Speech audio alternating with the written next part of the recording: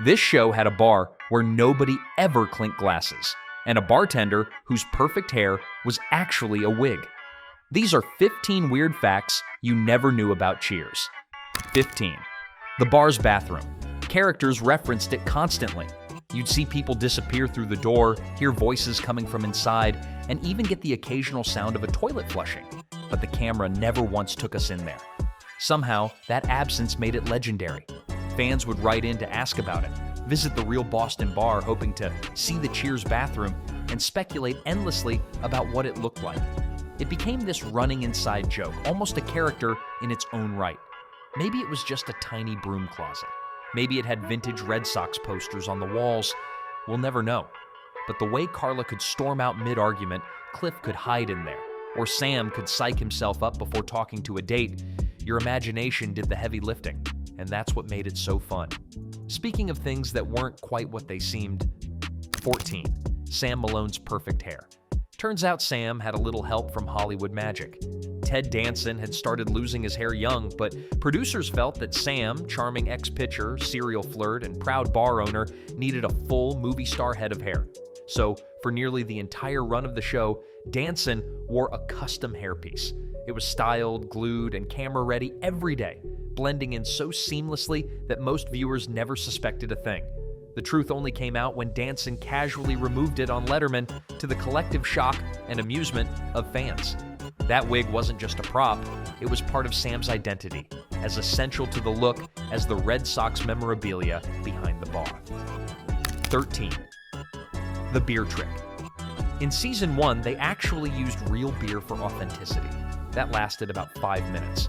Under the hot studio lights, it went flat, warm, and smelled awful.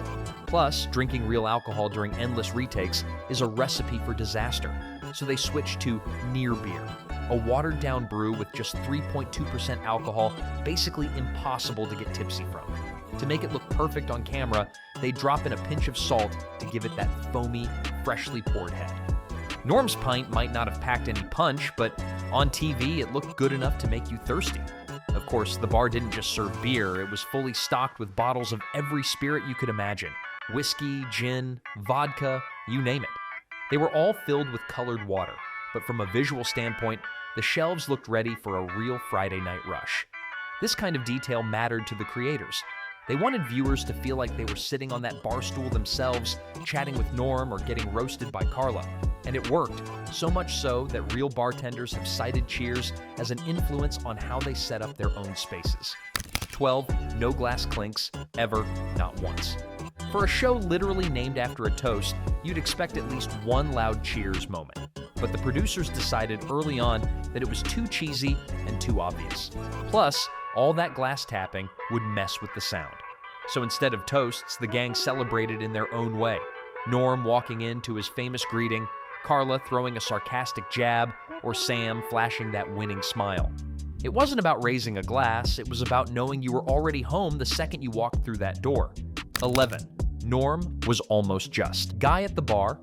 Norm Peterson, the king of the bar stool and master of the perfectly timed one-liner, almost didn't exist. In the first script, he didn't even have a name, just guy at the bar with a couple of throwaway lines.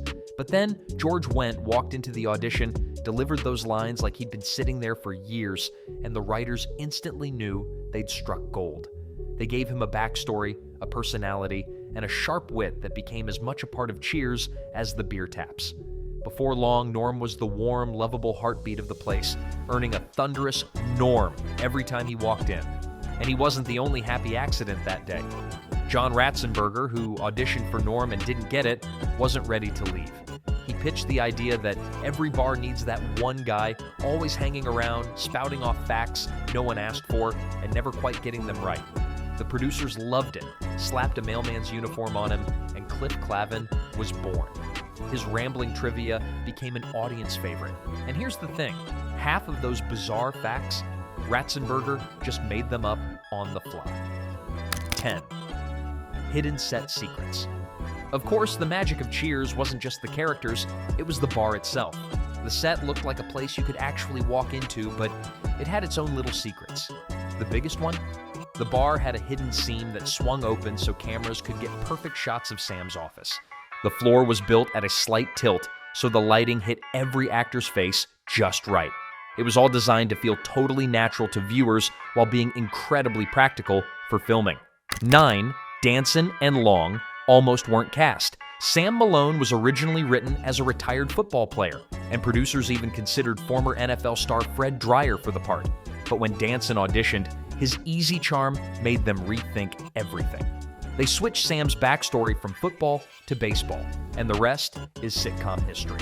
Shelley Long was up against plenty of competition for Diane, but her mix of wit, snobbery, and vulnerability sealed it. Today, it's impossible to picture anyone else playing them, but in the early days, those casting choices were anything but certain. 8. The pressure of the finale. Once the show was cast, the magic between the actors was instant, but it wasn't always easy. The live studio audience brought a special kind of pressure, especially during big moments like season finales, and none was bigger than the series finale in 1993. Over 80 million people tuned in to watch Sam turn out the lights at the bar for the last time, making it one of the most watched finales in TV history. Cast members later admitted they could feel the weight of that moment during filming. It wasn't just the end of a show, it was the end of a family they'd built over 11 years, and in true Cheers fashion, they wrapped filming by heading to an actual bar to toast the end together. 7. The one location magic. Most sitcoms bounce between a bunch of sets, but Cheers stuck almost entirely to one, its cozy Boston bar, and that's what made it so believable. The crew went all out to make it feel like a real place you could walk into.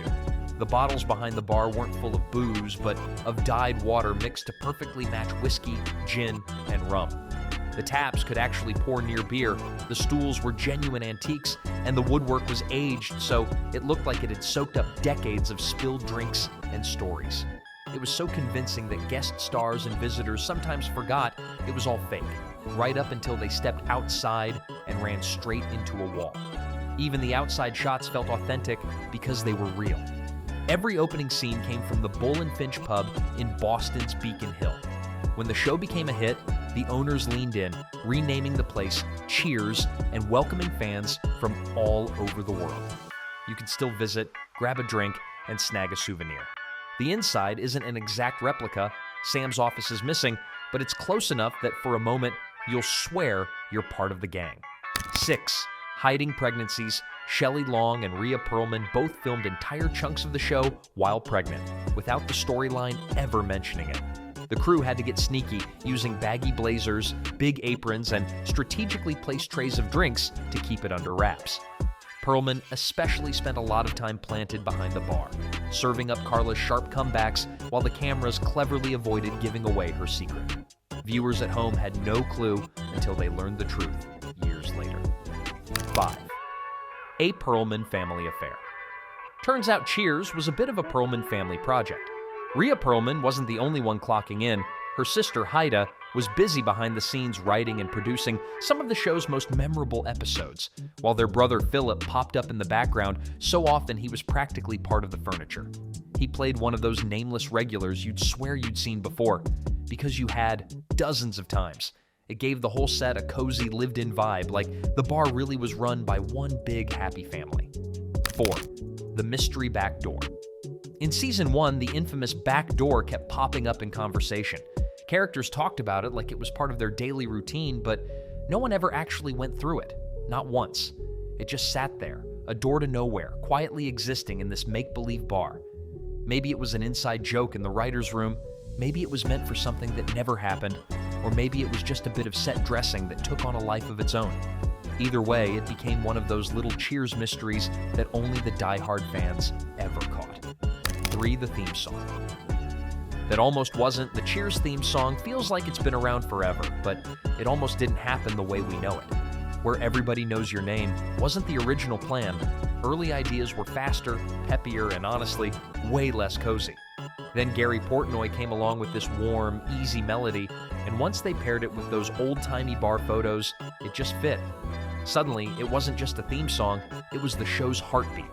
Decades later, you can start humming those opening notes anywhere, and odds are someone nearby will jump in to finish the line without missing a beat. 2. The strangest fan mail request. Not all the wildest Cheers stories happened on set, some came straight from the fans. As the show blew up, The cast's mailboxes overflowed with letters. Most were heartwarming, a few were odd, and some were just plain out there. Ted Danson once shared that someone actually wrote asking for a lock of Sam Malone's hair, having no clue it wasn't real. Since it was a wig, he had to politely pass, but it says a lot about how completely people bought into the character. Sam wasn't just a guy on TV, he felt real enough that someone wanted a souvenir from his head. 1. Ending. Exactly how it began. One of the most perfect things about Cheers is how it came full circle. In the very first episode, we meet Sam behind the bar, casually wiping down the counter as life buzzes around him. 11 seasons later, after all the goodbyes and bittersweet moments, we see him there again, closing up for the night, calm and content. No big speeches, no over-the-top drama, just Sam and his bar exactly where he started. It was the kind of ending that felt right, like the show quietly saying, the doors will always be open. For fans, it wasn't just the close of a sitcom, it was knowing that in this little corner of TV history, you'd always be welcome. These 15 weird facts prove that even the most beloved shows can hide some strange secrets. So, which one surprised you the most? Or did we miss your favorite? Let us know in the comments below, and don't forget to subscribe for more classic TV trivia, behind-the-scenes stories, and nostalgic throwbacks just like this.